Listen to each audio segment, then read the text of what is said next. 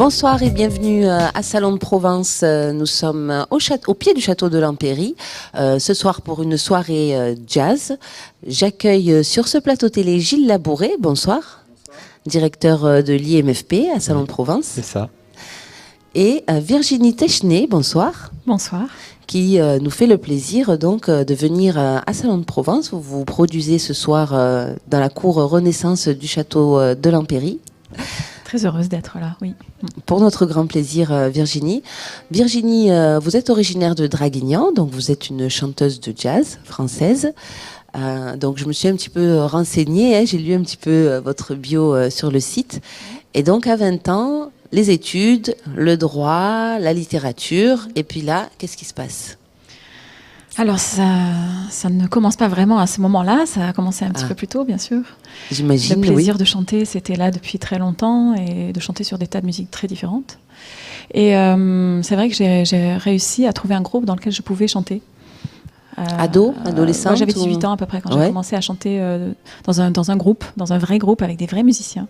Et avant, c'était plutôt dans mon salon ou sous ma douche. Et donc, voilà, c'est là où j'ai commencé à faire de la musique avec des vrais musiciens. Mais je chantais toujours du jazz chez moi et des tas d'autres musiques. Et c'est là que ça a commencé de manière plus sérieuse, on va dire. Mais j'ai continué les études en même temps, pendant un petit moment quand même. Ah, d'accord. Ouais. Parce que vos parents vous ont fait baigner un peu dans une atmosphère musicale comme ça. Ils écoutaient eux-mêmes du jazz, ou est-ce que c'est par ailleurs que vous avez... J'étais très curieuse en fait, donc j'allais fouiller un peu partout dans ce que je trouvais dans les tiroirs familiaux, on va dire. Oui. Et comme il y avait des choses très très variées, j'ai pu écouter du jazz et c'est ce qui me plaisait le plus. Donc je passais les cassettes, il y avait des cassettes à l'époque, et je passais ça en boucle et je chantais par-dessus, comme font les gamins et les enfants qui aiment chanter, quoi. Voilà. C'était un jeu. Donc un album en préparation qui sort à l'automne, vous me disiez tout à l'heure. Voilà. Le dernier, c'est Bright and Sweet. Voilà. Est-ce que vous pouvez nous parler un petit peu de cet album en préparation ? Alors, jusqu'ici, on a beaucoup travaillé sur les standards de jazz et sur un répertoire essentiellement américain, on va dire, avec aussi des incursions dans le répertoire brésilien. Et pour celui-là, celui donc qui va sortir en octobre, début du mois d'octobre, on a choisi de faire quelque chose qui se rapproche un peu du répertoire français aussi, parce que ça faisait un petit moment que j'avais envie de chanter dans ma propre langue. Mais ça m'a pris du temps pour le faire, parce que d'abord, c'est difficile de chanter en français en restant dans une esthétique jazz. C'est une langue qui est difficile à manier avec le rythme, c'est assez difficile. Il faut trouver une manière de le faire qui permette de s'approprier le jazz aussi avec la chanson, avec la langue. Nougaro le faisait bien. Voilà, c'est ça. On a choisi quelques morceaux de Nougaro et puis d'autres qui sont plus originaux, on va dire, que ce qui se fait d'habitude, voilà. Et on a aussi, bien sûr, des morceaux en brésilien et du répertoire américain, bien sûr. D'accord. Merci Virginie. Avec plaisir. Gilles. Oui.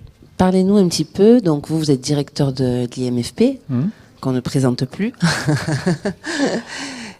Parlez-nous un petit peu de la rencontre avec Virginie, que vous connaissez. Virginie, ça fait un petit moment, oui, qu'on se connaît.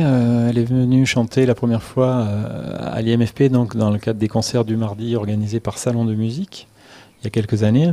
Voilà. Et puis, on s'est un peu suivi. Enfin, j'ai essayé de l'aider autant que je peux le faire, puisque je programme aussi un festival à Avoria, donc elle est venue aussi. Voilà, j'essaie de la soutenir parce qu'elle le mérite et parce que elle est en train de franchir la dernière marche qui est assez compliquée à franchir entre l'entre-deux. Voilà, pour pouvoir être un peu plus soutenue et programmée sur des scènes un peu importantes, même si elle a déjà fait Marcillac et des grosses scènes. Donc c'est déjà une belle reconnaissance. Je crois qu'elle a même fait la première partie de George Benson, c'est ça ? Ah, carrément ! Waouh ! Donc je suis pas le seul à savoir qu'elle a du talent, mais c'est important d'aider les gens dans ce moment-là de leur carrière. C'est vraiment difficile, c'est un moment difficile. Voilà, donc je crois beaucoup en son talent et je trouve que le nouvel album va être très très beau. Il y a un magnifique soliste qu'on va entendre ce soir qui accompagne le quartet, qui s'appelle Olivier Carrourio, qui est un harmoniciste assez connu en France et qui a, je trouve, la sensibilité qui va bien avec la musique et la voix de Virginie. Et je suis assez content parce que je suis un peu à l'origine de cette rencontre, parce qu'Olivier venait faire des stages à l'IMFP et je lui ai dit un jour, il faudrait que tu écoutes Virginie Techenet et il a écouté, il m'a dit waouh, quand elle veut, je viens jouer. Donc j'en ai parlé à Virginie et Gérard et je leur ai dit écoutez, si ça vous dit, sur le prochain album, Olivier serait ravi de participer. C'est ce qu'il a fait. Et je trouve que le résultat est plutôt sympa. C'est souvent la musique, une histoire de rencontre. Oui, il faut que ça fonctionne entre les musiciens. C'est un mariage. Soit, oui, voilà. Il faut que ça marche. Qui d'autre, pardon Gilles, oui. Excusez-moi, j'allais vous couper. Non, tout va bien. J'allais vous demander qui d'autre vous accompagne. Alors depuis sur le début, scène. quasiment, Stéphane Bernard au piano, Gérard Morin à la contrebasse et à la guitare aussi, et Jean-Pierre Arnaud à la batterie. Et sur le premier album, il y a aussi Thierry Larosa qui joue ce soir en première partie et qui a fait le premier album avec nous. Voilà. D'accord. Et j'ai beaucoup de chance de pouvoir jouer avec les mêmes musiciens depuis de nombreuses années, parce qu'on pouvait vraiment faire un travail de groupe aussi. Oui. Et on s'entend très bien, et musicalement et humainement. Et voilà, je pense que ça se voit sur scène aussi, c'est important. Oui, c'est plus confortable quand on se connaît bien, quand on a l'habitude de jouer ensemble, oui. J'imagine. Et puis on fait une musique qui est très personnelle aussi, de plus en plus personnelle, parce qu'on se connaît bien et il y a une alchimie qui se crée. Voilà. Ouais. En ce moment, qu'est-ce que vous écoutez, Virginie? La question piège. Non, pas du tout. Qu'est-ce que j'écoute? J'écoute beaucoup un saxophoniste qui s'appelle Joe Anderson, voilà, qui n'est plus, mais notamment ses derniers albums qui sont des hommages à Antonio Carlos Jobim ou à Billy Strayhorn. Et il a fait aussi un album avec John Scofield à la guitare. Voilà, c'est les 3 albums que j'écoute très très souvent. Donc un saxophoniste poète magnifique, très très beau. Oui, le saxophone, c'est beau, les instruments à vent. Oui. C'est ce qui se rapproche le plus de la voix humaine en termes... Oui, je sais pas. En tout cas, c'est un instrument auquel je suis sensible. Et puis, il y a tout un phrasé, il y a tout un son de cet instrumentiste-là en particulier qui me touche beaucoup. Voilà. D'accord. Parlez-nous un petit peu justement de cet instrument, de votre voix.